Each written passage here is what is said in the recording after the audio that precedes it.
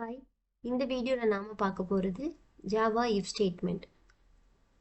If ஸ்டேட்மெண்ட்னா என்னன்னு பார்க்கறதுக்கு முன்னாடி நம்ம கண்டிஷன் அப்படின்னா என்னன்னு தெரிஞ்சுக்கலாம்.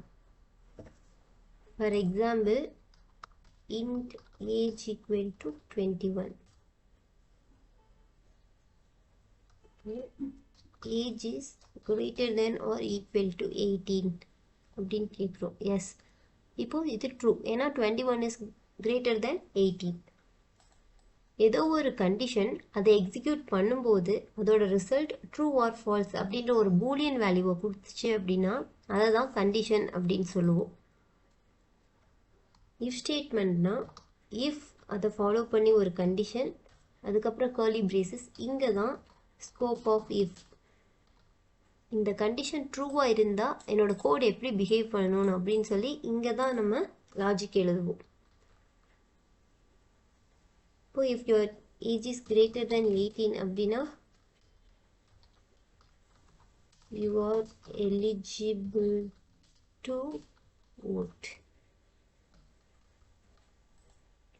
ரன் பண்ணி பார்க்கலாம். ரன் ஆயிடுச்சு.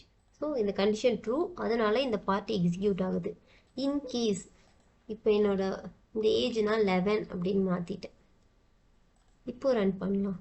இங்கே நமக்கு கன்சோலில் எதுவுமே பிரிண்ட் ஆகலை. ட்ரூவாக இருந்தால் இந்த பார்ட் எக்ஸிக்யூட் ஆகுது. இன்கேஸ் ஃபால்ஸ் அப்படின்னா அப்போ என்னோட கோட் எப்படி பிஹேவ் பண்ணணும்னு நான் சொல்லணும் இல்லையா, அதுக்கு நம்ம யூஸ் பண்ணுறது தான் எல்ஸ் பார்ட். சிஸ்டம்ல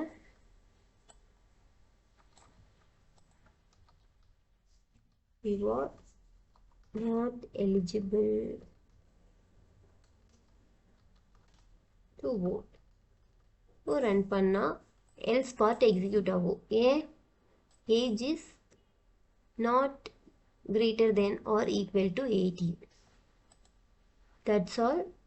நெக்ஸ்ட் வீடியோவில் நெஸ்டட் இஃப் பார்க்கலாம். தேங்க்யூ ஃபார் வாட்சிங்.